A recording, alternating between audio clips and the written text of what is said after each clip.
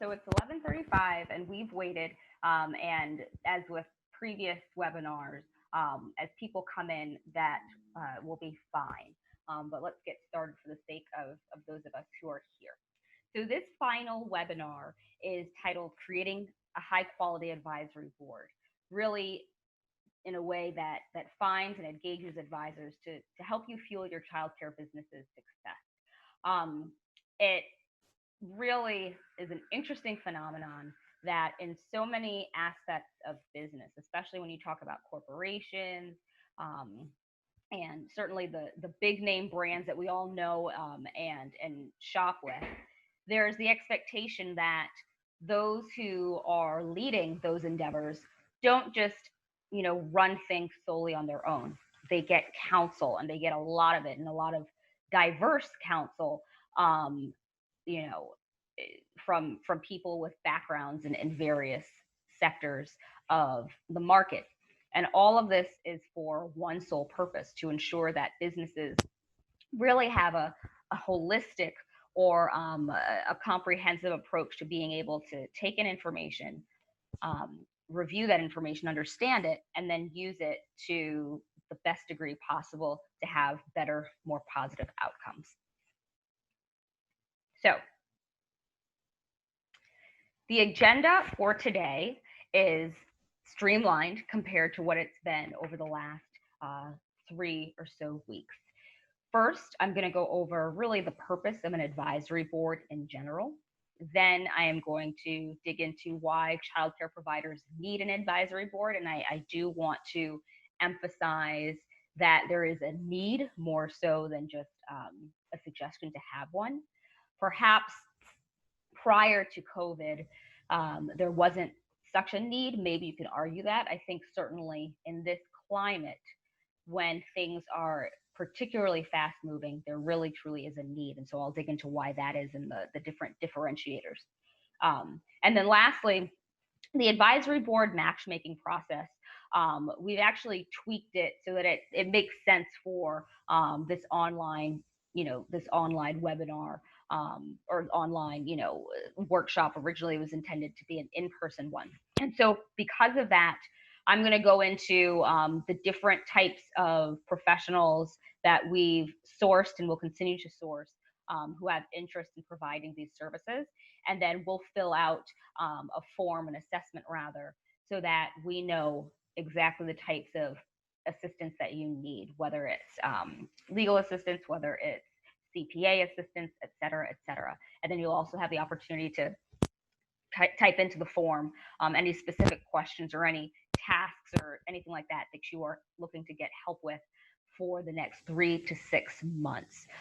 If you want to put in information, related to going farther or further out than that time-wise, that's fine. But of course, the next 3 to 6 months are going to be critically important, and more uncertain, certainly, than last year, because we will be in the fall at that point, and we will have an idea as to whether there will be a second wave, so to speak, of the virus's impact, and what that will likely mean for childcare providers, and what that will mean in terms of getting the critically important information from advisors, to help you not just thrive, but as things may potentially get bumpy again, to sustain yourself.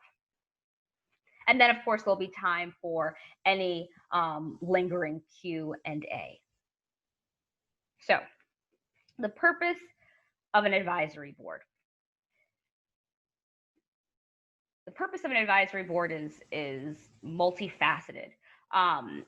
You ultimately want to obtain information and counsel from experts across industries.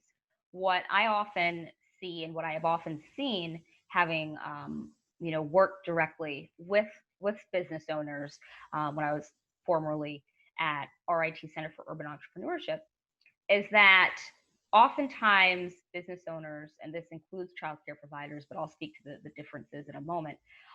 Oftentimes, as a small business owner, and I include myself in that, we will go to one person or maybe a couple of people who we essentially bounce ideas off of, which is great. But the informal nature of that doesn't really allow you to dig into, okay, take whatever I'm asking you out of the realm of generalities and let's make it more specific, relative to government regulations and legislation, laws that have been implemented or that are being proposed and will likely be implemented. What information do I need? What information do I not yet have, or at least I'm not sure if the information I have is accurate?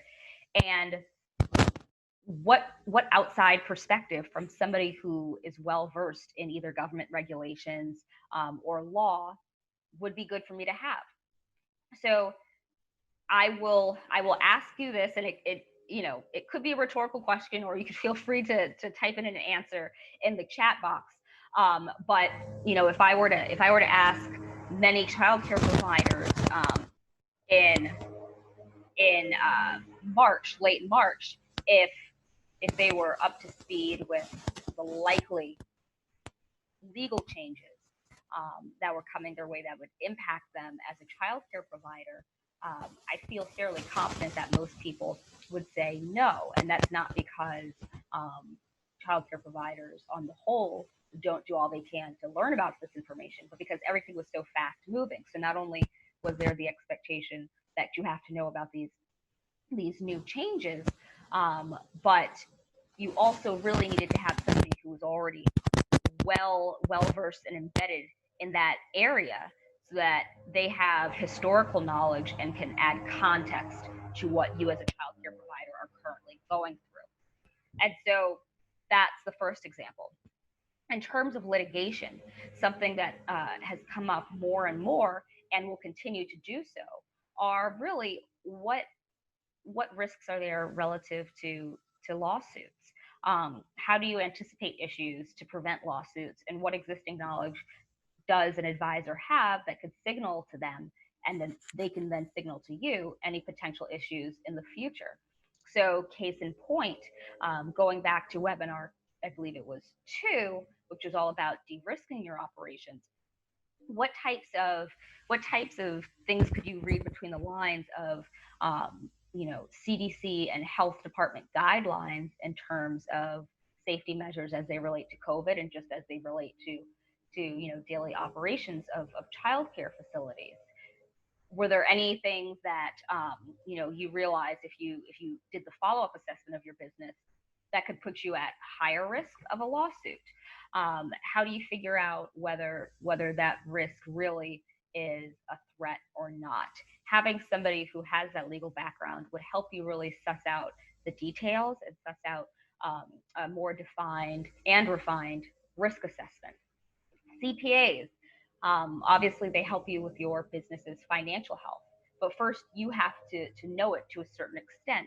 So to the degree that you know what your budget may be, or you at least may not know or have a true budget, but you certainly know how much in expenditures you have, who can you sit down with who can advise you as to, okay, well, this is on the right path, or perhaps this is really disastrous what I'm looking at. Let's go over these finances from the last few weeks, the last month, etc., and really create a customized plan for you. So oftentimes CPAs are engaged, to use that term, with small business owners, including childcare providers, but obviously I'm not singling childcare providers out. Generally speaking, they are turned to, they are engaged, oftentimes in a crisis management. There's more of a reactive relationship than a proactive scenario, and you get proactive rather than in crisis management mode. In terms of what we are likely to see over the next couple of months, certainly as we go into, I would say, the beginning to middle of August, when parents in particular, will have a greater sense of whether schools will really be opening up, and if not, what that will look like in terms of family dynamics, especially among the needs of younger members of the family. You will have a better sense if you are working with an advisor who who's a CPA, for instance, what your book should look like, so to speak, what your financial institutions should look like, so that you can weather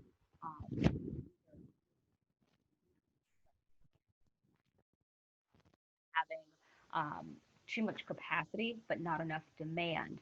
Again, this is specific uh, to an anticipated, but not certain, certainly not, but an anticipated or projected second wave of the virus. IT experts um, as advisors are important to really ensure integrity of online presence and data. So this goes for any business owner, any small business owner certainly, that has an online presence. That online presence could be social media, it could be, um, you know, your website, it could capture data that's simply from a mailing list. If you have an e-newsletter, you want to make sure that you don't have any data breaches, but you also want to make sure that the information you have is not only protected, but it's also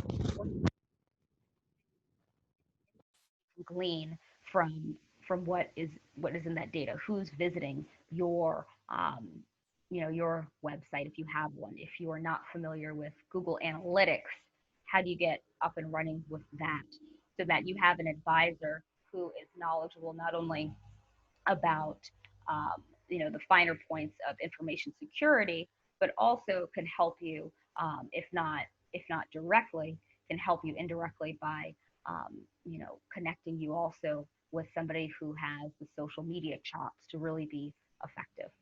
And then ultimately, parents. Parents really are, they represent the voice of the customer because they can speak for themselves, and quite often they do. If Even if you have what I would term a good solid rapport with your customers, your clients, your family members, oftentimes there's so much that goes unsaid. Parents talk a lot, and they talk a lot about, you know, childcare arrangements, and how all of that works and how the experience is. Don't allow yourself to be left out in the dark. And so you want to have, as a part of an advisory board, parents, because not only are they, their own advocates, but they're, ultimately and additionally your eyes and ears of innovation. So I am aware that I went beyond the generalities of the purpose of an advisory board to really bring into play why childcare providers need them, but I'm going to further dig into that as well. So, as I mentioned before, there is something to be said about de-risking your business decisions by getting information from experts in and out of your industry. So, admittedly, there are several high-profile, exceptionally talented and helpful professional associations or organizations for childcare providers, which is wonderful because you certainly need the insights and assistance and advocacy, really, of subject matter experts within your domain, right, within your industry. But you also need people from outside of your industry, as mentioned before, who can help guide your way by better understanding how you currently operate as a business in order to operate more successfully. Um, the best businesses are well positioned because they incorporate both internal and external insights of what's going on, not only in their industry, but among markets, because they are interconnected. So by gathering info from which to create a checklist, really to help you improve your operations strategy and business's outcomes, you'll ultimately be better off. So again, you want to receive input and direction when needed. Admittedly, you don't want to overdo it, right? There's always a fine balance that you are trying to achieve. Certainly, you all are busy, and potential advisors are busy as well, and you don't really need to meet up with people on a weekly or even a bi-weekly basis. Oftentimes, what is optimal is a monthly check-in for no more than 1 to 2 hours, if even that. Um, Check-ins should be based on availability, consensus in terms of when people are available. Oftentimes, depending on what the needs are, you could email your advisor and just say, hey, I really don't have 1 to 2 hours of anything to speak about or to ask you about right now, but I do have this question which has come to mind, that's at the forefront of my mind because of whatever's going on um, at this particular time. And so, just as important as finding individuals who have these diverse industry backgrounds is also finding people who not only share roughly similar scheduling availability as you, but also who, to the degree that you can make it happen, and that's what we're going to help you do. Find people who have not only a genuine interest in what you're doing, but in how you can differentiate yourself. For those of you who were attending or who listened in to last week's webinar, I spoke about, among other things, I spoke about innovation and how you differentiate yourself. Oftentimes, what happens is we don't think about all of the fantastic ways that you as a childcare provider are really switching things up. You may do things in your everyday practice that you personally don't think are innovative, but you'd be surprised to find that a lot of people are doing a lot of interesting riffs, especially during this age of or era of COVID, so to speak. And so you want to receive input and direction when needed, but also you want to establish relationships with potential advisors and ultimately advisors that are based not only on the ability to really parse through needed information to help your business move along, but to also link up with people who really have a genuine interest in how you are going to flip the script, so to speak, and how you can innovate in your particular way specific to your local market conditions. So to help with business strategy, you want to do things including SWOT and PESTLE analysis exercises. So I will do a poll, so to speak, or at least a chat room poll. If you, if this is not your first webinar experience with us for this series so far, if you were a part of the webinar that went into how to do these two types of analyses, can you please type in either, actually, if you were a part of that, just type in yes, if possible, just so I can get a sense.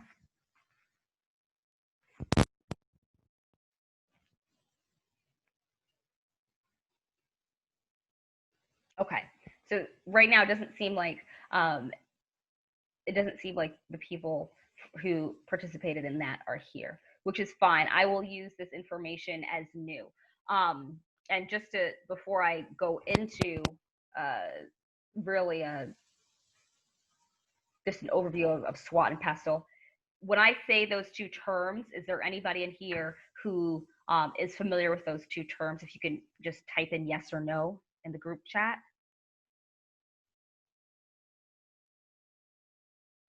Okay, I have one yes, two yeses. Okay. All right.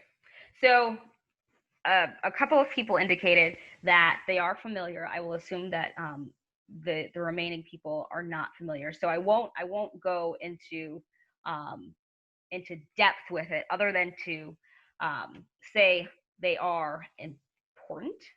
And as you can see here, SWOT stands for, I have somebody else who is indicating. That's okay. That's okay. Melissa, that's fine. So strengths, weaknesses, opportunities, and threats. So I will not force anybody to put themselves up to do a deeper dive into their particular situation. But are there any volunteers? And now I feel like I'm being transported back to my school days when I would try to hide away from the teacher. Is there anybody who would like to do this exercise among us? And I will lead you through it. But this is just getting to a better understanding of the type of person or people you want as advisors. Do I have any takers?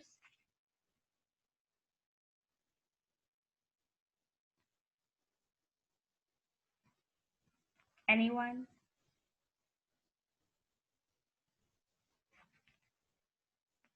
Okay. So I see that people are still shy, which is fine. So I will just use a not so fictitious, but a general example. I will use and actually I won't name any names. I'll just use pure fiction. So say I am the head of a multi-state or multi-operation within multiple states, um, you know, national corporation of childcare facilities. Say that we have operations in 35 of 50 states. Say we have well over 50,000, and I'm just pulling numbers out of here, 50,000 clients, so specifically children that we care for, ranging from infancy to, say, 8 years old. And we are preparing a newsletter to send out to individual operations throughout the 35 states in which we operate. If we were doing that, okay, and obviously, there would be a lot of corporate input here, but ultimately the information from corporate would have to be transmitted back to individual childcare facilities. And once it got to that point, you would still have individual owner operators, to use that term, who would have to read through and review that information and then decide for themselves, okay, well, based on these guidelines and recommendations, how are we going to do what we need to do to be successful? So one thing that would stand out as a strength from that scenario that I laid out is that as a childcare provider, you are not alone. You are not, an island, so to speak. You have the support, at least to some extent, of the greater national operation of which you are part. So that would be one strength. Another strength would be you have the ability to get marketing collateral that is already pretty much put together, because again, you have that name brand identity that, if you are like most operations that have franchises and that have multiple owner operators, there is a consistency there. And so that takes off a lot of the burden for you in terms of your marketing presence. Though you do have, and dropping down to O, even though it's not fully in order, you would have the opportunity to figure out, okay, from this overall brand identity that the company has, what type of riff can we make within parameters of what's acceptable to really speak to our clients and prospective families that are local to us. So those would be strengths. That would be an example of an opportunity. Weaknesses may be that, depending on the setup, you may not have as much freedom as, say, indirect competitors that may be in-home childcare providers. Because if there is, come the fall or early winter, an uptick in coronavirus cases, by order of New York State governor or another, public health agency, et cetera, you may be more at risk of having to shut down. Whereas an in-home provider who serves fewer clients may be able to still remain open. Now, that would be perhaps a combined example of weaknesses. So size could be a weakness, depending. but it could also be an example of a threat. So oftentimes when you look at SWOT, you find that you get a lot of on the one hand and on the other hand scenarios. On the one hand, one thing that could be a strength in one respect can also be a weakness in another one, or what could be an opportunity in some cases often are opportunities that are contingent or conditioned on timing. And when you're outside of the window of a certain amount of time, you actually get into an environment where the prior opportunity becomes a threat.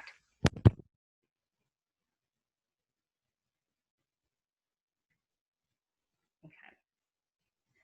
So in terms of the PESTLE analysis, you want to understand what's going on politically, what's going on economically, what's going on scientifically, if it's relevant, and it's very relevant now, and of course, what's relevant technologically, legally, and environmentally.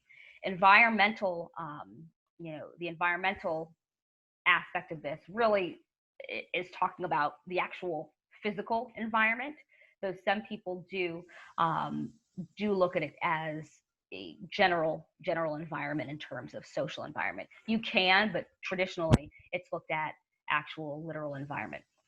So if you are a child care provider, which you are, and you're saying, okay, well, I definitely see not only the reason for having an advisory board, or at least an advisor or several advisors, but the need, you would then come to know that you would also need to figure out a starting point from which to understand what political issues are currently impacting my business or likely going to impact my business, and all the rest.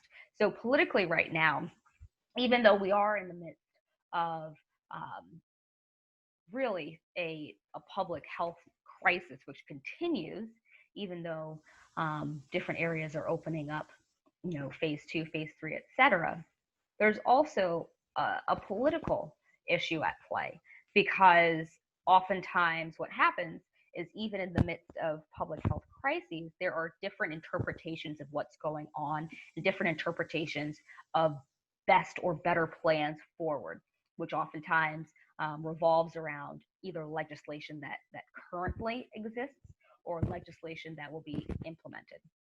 And so you need to know politically what are the political trade winds, so to speak.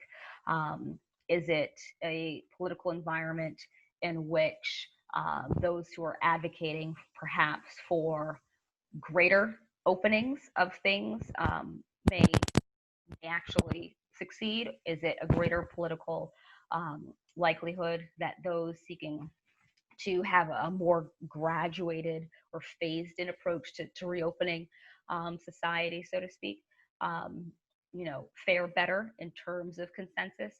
What is the scenario going to be? You need to know that information. An advisor can help you with understanding that information, so that not only you know how to better advocate for yourself and for your business, that you can also figure out the economic consequences of those actions or lack thereof, which will likely have an impact on your business. So not only the political implications, but the economic ones. So as I mentioned before, when we first started this webinar series, it was the beginning of the month. We had, I think, just started, we were, I think, in phase 1, but really sussing out the data to see if we would move into phase 2. And we've now since gotten to phase 3. I don't think we're in phase 4 yet. But ultimately, as businesses have opened up again, we've seen that there's been a graduated positive economic effect. But these are the types of things you want to stay on top of, because if businesses have to reduce capacity, for instance, restaurants, et cetera, that's going to likely have an adverse economic effect if you are not adequately prepared for it, which then flows into scientific. So scientific in this regard really can be substituted for medical or public health related. So what is the current state of affairs regarding the medical issues at hand, regarding the public health issues at hand? Are are cases rising? Is there an increase in cases? Is there a drastic increase in cases? Is there a noticeable decrease in coronavirus cases? What is the scenario? Because again, that information will not only help you understand where political differences of suggestions are coming into play, but also the economic consequences of those political decisions and advocacy, as well as moving into the third branch, the technological, legal, and environmental. So, of course, the environmental aspect really isn't too relevant here to us. The legal one certainly is. Legal and political often go hand in hand, because once political considerations become legislation and they are passed and implemented, they become law. So you have to understand that as well. And then with regard to technological, you get all of this information that can then be transmitted in a way that is most relevant for your particular business, the unique needs of your customers, your clients, and put forth on social media, whether that is Facebook, Instagram, Twitter, your website. All of this comes into play. So all of these variables, of these analytical considerations that you make, starting with SWOT, which we did just a couple minutes ago, and getting to this PESTLE analysis, it all comes into play. And what happens is, surely you can do this on your own as your own thought exercise or multiple thought exercises. But when it really gets good, so to speak, is when you bring other people into the fold who not only share an interest in helping you with your business, but who also have that background knowledge and that context to really help you identify a better path forward. Oops. Okay. So ultimately, the purpose of an advisory board, when we break it down from what I've previously mentioned, it's to ensure that you can recruit and retain ambassadors who have a vested interest in your business. And before I get to the two finer points below, some of you may be wondering, well, why would somebody necessarily be interested in my business? Well, as I mentioned, I think in the introduction of this series on June 4th, even though just about 40% of the U.S. population are those who have and who are raising children in the truest sense of the word, so minors, those under 18 years of age, virtually everybody in U.S. society is impacted by children, their care, and their ability, or rather their parents' ability or inability, to secure safe, reliable, affordable childcare. So we're talking about everybody from parents to employers to grandparents to aunts and uncles, friends. So generally speaking, family members and close friends of families who are raising young children. We're certainly talking about employers. We are talking about government actors. We're virtually talking about everybody. So in terms of the vested interest, there very much already is one. Without going into particulars about what's going on in terms of political advocacy into too much depth regarding childcare providers, there has been an explosion of conversation over these last few weeks about how among all the things that we have that are considered public goods and for which there is taxation to pay for, like public roads, et cetera, we haven't really had a conversation yet about childcare. And it's something that everybody is already vested in the truest sense of the word, because either directly, if you're a parent paying for it, or indirectly, if you are an employer, or even if you're not an employer with employees who have children, but if you're a business owner who relies on foot traffic, for instance, by parents who are unable to work because of what's been going on with COVID. So I say all that to say that everything's interconnected, and there are plenty of individuals who can be recruited and who would like to help you ensure your success, not only as a matter of perhaps direct impact on them, but impact on society at large, of which everyone is a part. So that's the high level reason. But also, at a more basic level, it's to help you with organic growth-oriented marketing and client acquisition. So really acquiring more clients, to use that term. But where do you find these individuals, of course, is a question that needs to be answered. So as a segue into that, where do you find these people questions?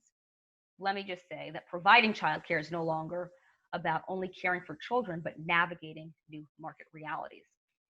So I guess thought experiment, or at least not so much of an experiment, just a visualization process.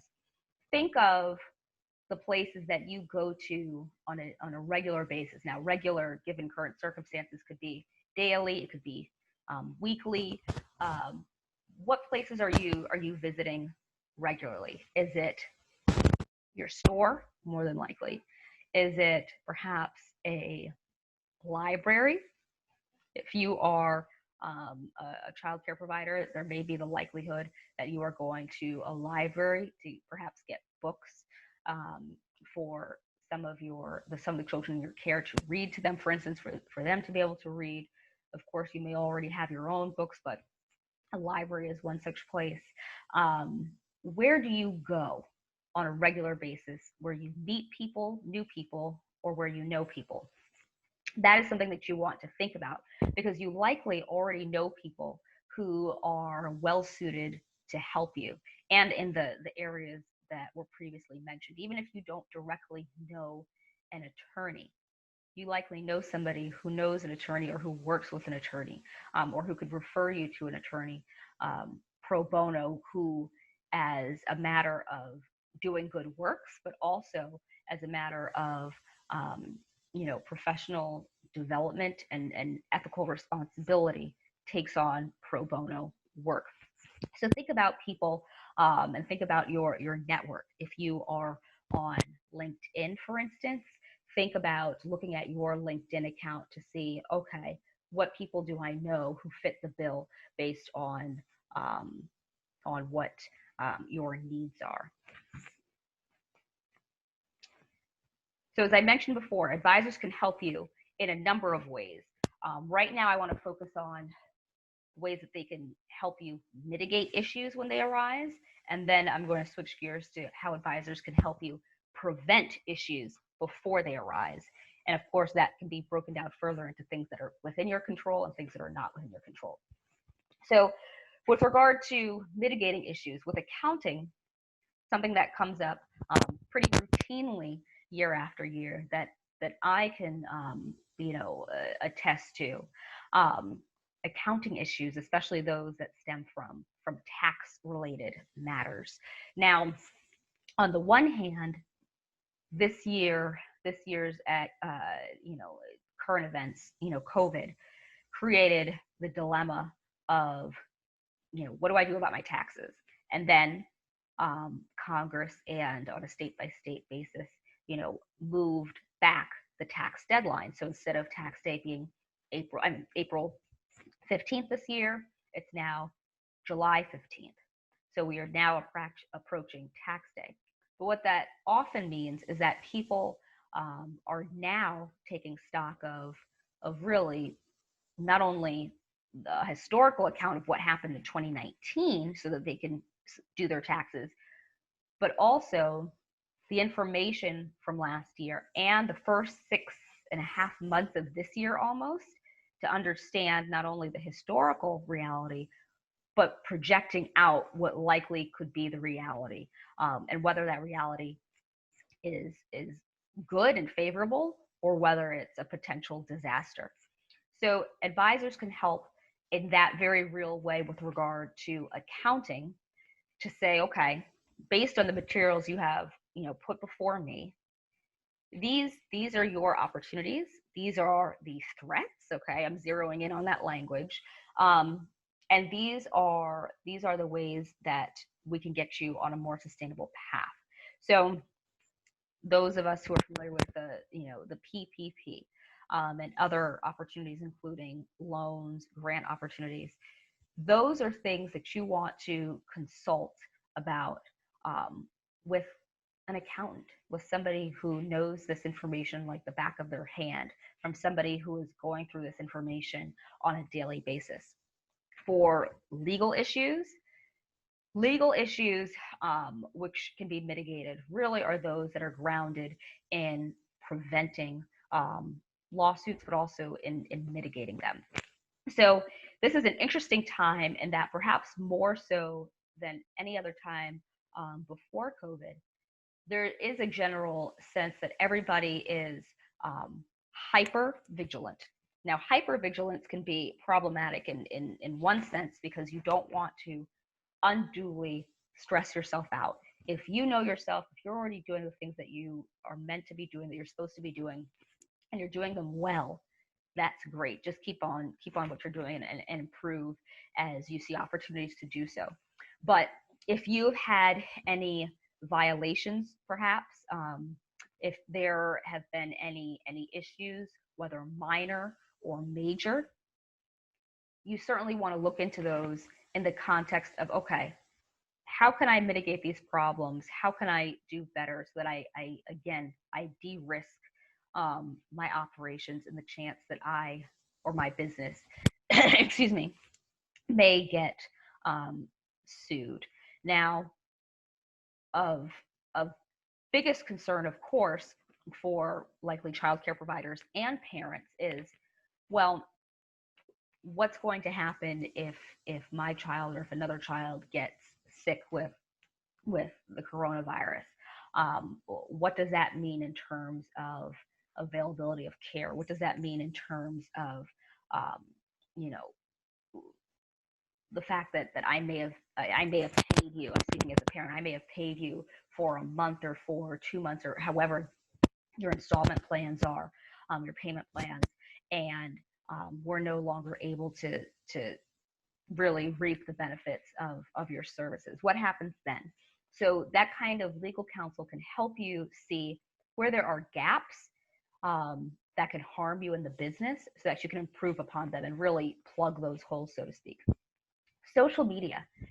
So much is going on regarding social media right now in terms of really doing one main thing, helping to assure people that they are going to be okay, if I can use that term.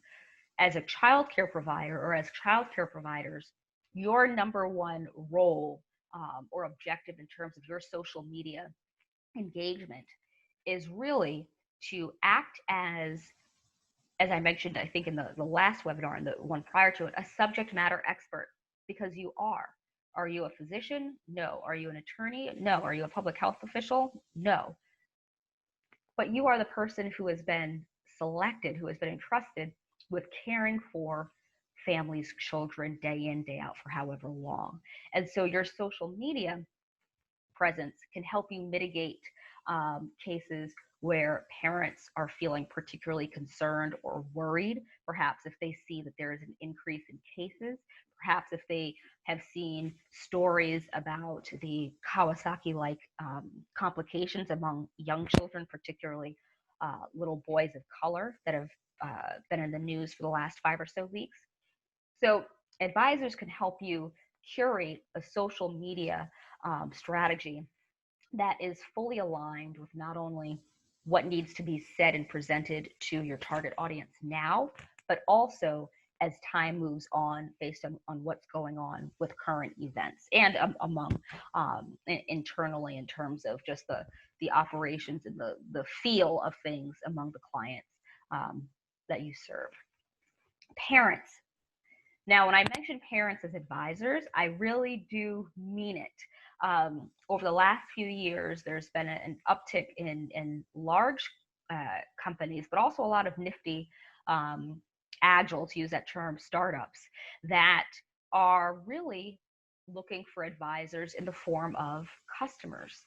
The idea being nobody can help you better understand what you are doing right and what you are doing perhaps not as right than your customers. And your parents really are your customers, and they are the ultimate and final arbiter of whether you sustain yourself and go from just sustaining to really thriving in your business.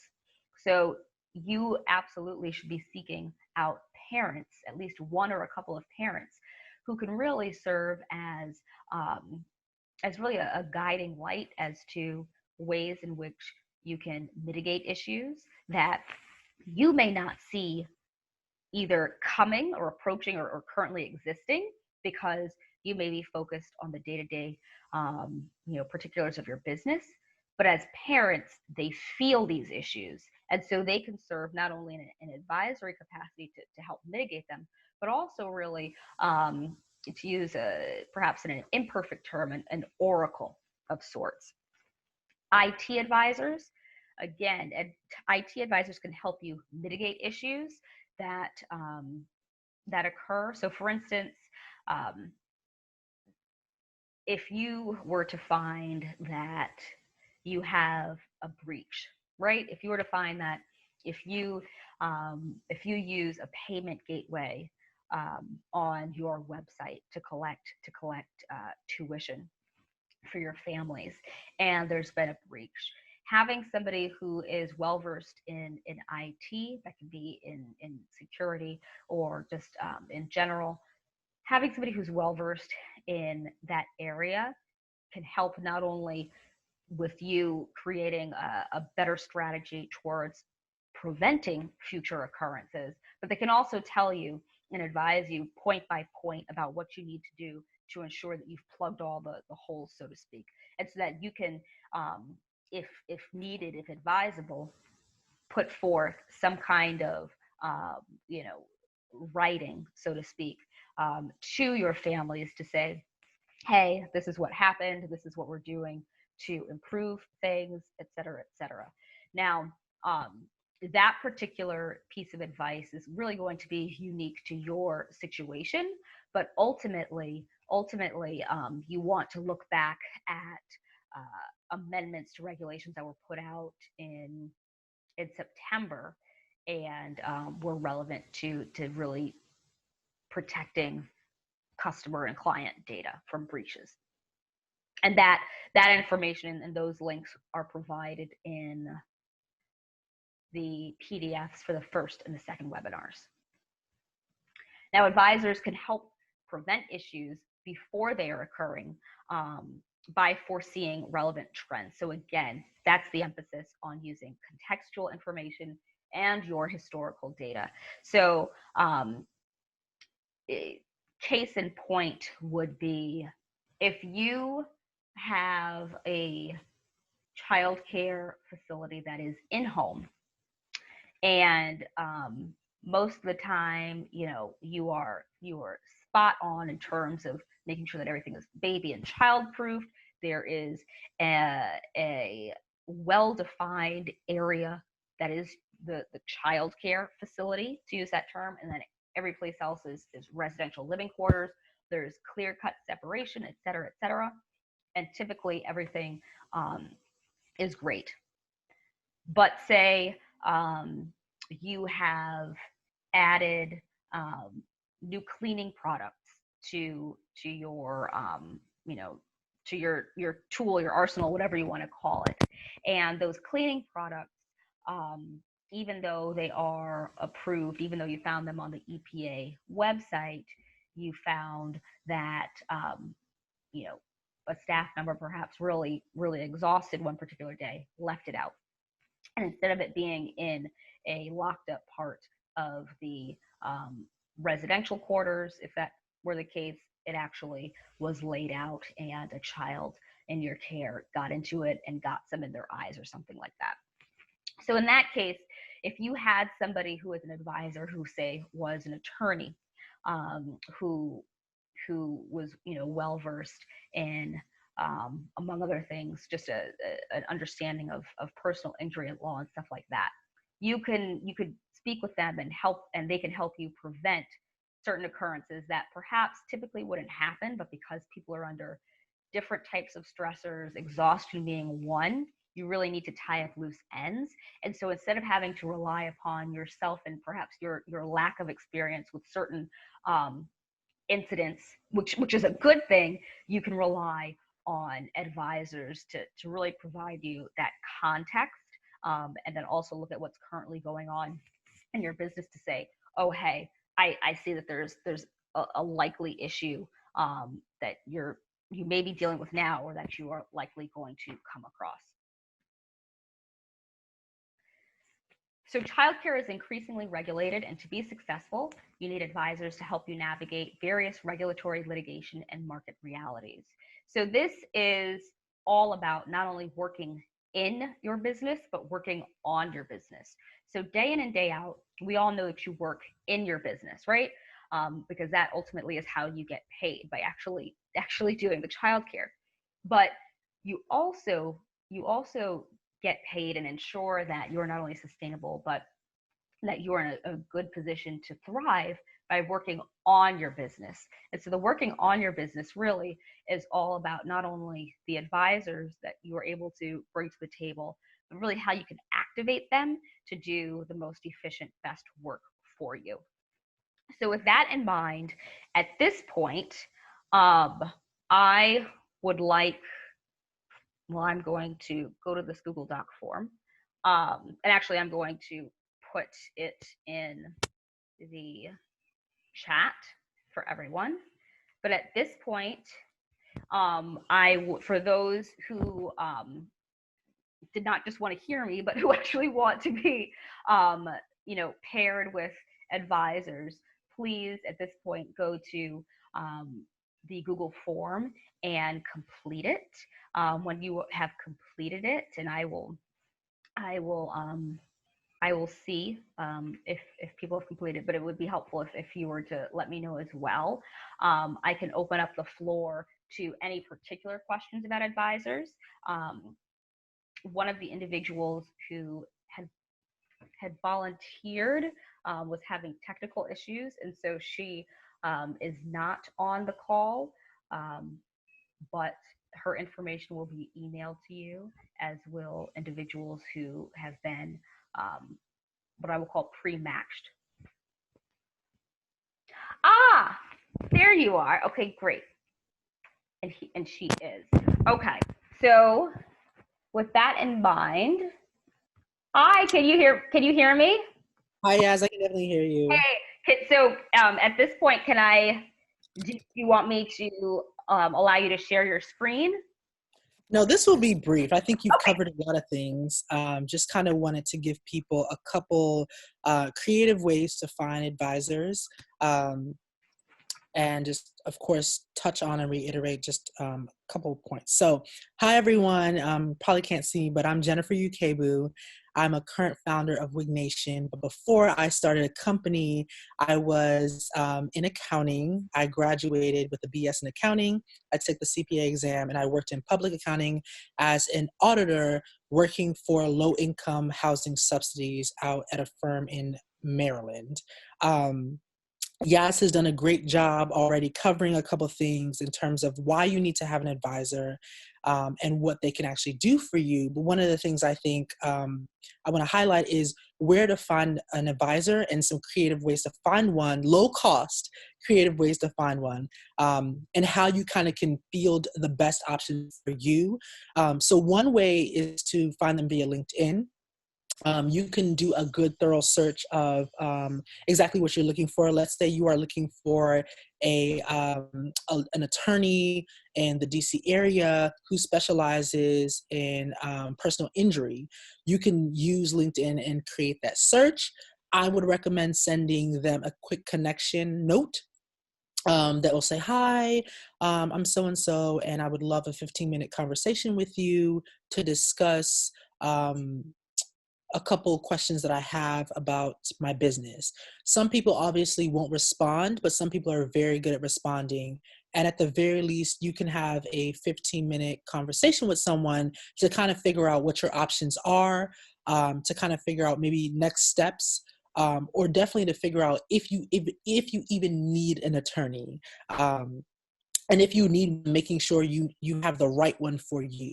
I think LinkedIn is a great spot for just to dip your toe in the water to kind of figure out what exactly you need before you bring someone or work with someone and pay them the big bucks to make sure that they're doing it well. Another place that you can find great advisors is with your local SBA. So that's your Small Business Association.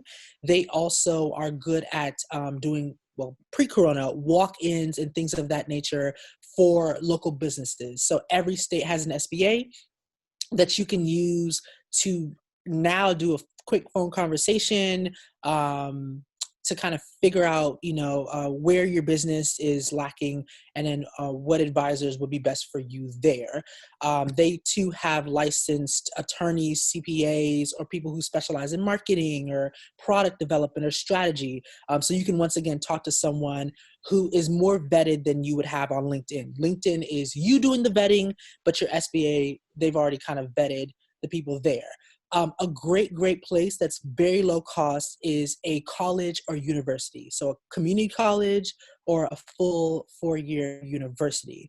So a lot of universities have business schools or entrepreneurship centers where at the graduate level, in terms of MBAs, they do a lot of pro bono work. So not just business schools, but even the law school. They do a lot of pro bono work for businesses, local businesses in the area. So that's a great place to go. A lot of the pro bono work is shadowed by professors who are obviously either lawyers or, people who've gone very far in terms of the career in their specific fields. So once again, this is an option where you don't have to vet out for yourself, but you are given someone who has expertise, knowledge in an industry that's relevant for you, and you get to utilize current students who are available to help. I know I saw someone post on LinkedIn that George Washington University, their MBA school, they're doing some pro bono work for businesses that have been affected by COVID. Harvard, I believe, is doing the same, and I'm sure other business schools are doing the same, but those are the ones that I saw so far. And they range from anything with marketing to accounting to engineering, web development, things like that. So you can get a full range. Once again, this is free. You can get a full range of services. So those are some great places to check out online. One of the things that Yaz mentioned is, why you need an advisor. I think we also need to talk about how to utilize an advisor. One of the ways you can utilize an advisor is you can ask them direct questions about your business, about the areas that you're not strong in, about questions that you have, but you can also ask for feedback, where you can improve, how you can use your weaknesses, or what is now an unfortunate threat in COVID, to strengthen your business or to work on your weaknesses or things like that. You can definitely also use advisors to connect to other advisors. So if you have an advisor who's a great attorney, attorneys and CPAs, as I know, they work hand in hand. So, you can get a good, strong recommendation there before you, once again, a more vetted option than LinkedIn. And then in terms of maybe marketing also, I forgot to highlight this earlier, a lot of students, unfortunately, due to COVID, have either lost their internships or their internships are delayed. So I've seen a lot of students posting on LinkedIn that they are looking for social media, communications, marketing internships. I think that's a great place for you to say, hey, I'm really not good at marketing. I'm focused on childcare and ensuring that my business run effectively. But, I would love to see what a conversation would look like if you were our social media or marketing intern or specialist or something of that nature. So take advantage of all these good resources. Like I said, LinkedIn is a great resource. Your SBA is another. Local community college or university is another also. And then, of course, everyone here is another resource for you. that is all I have. Did I miss anything you asked? No, that's wonderful. Thanks so much, Jennifer. I think one thing, everything you mentioned was right on point. One thing that I should have mentioned, which I did not, but I will say that, speaking to Jennifer's point about colleges and universities serving as incredible access points to potential advisors and assistants for a myriad of things, including marketing, IT, etc., is that one of our partners, as well as one of Capstone's partners, is the RIT, Rochester Institute of Technology Center for Urban Entrepreneurship. And they work day in and day out with not only small business owners, but as an entrepreneurial institute, so to speak, that is part of RIT. They are able to directly reach out to students who have that, proficiency in either social media, IT, etc., and then work with you oftentimes to get credit. So it's oftentimes the differentiator of having individuals who are well versed in these areas and who have lots of professional experience coming together with those who are still learning and have not only fresh information, but a different perspective and worldview as to how you can combine and marry different approaches. So no, all of that is wonderful and helpful information. Okay, so without looking at everybody's responses now, hopefully you have answered or taken the matchmaking form.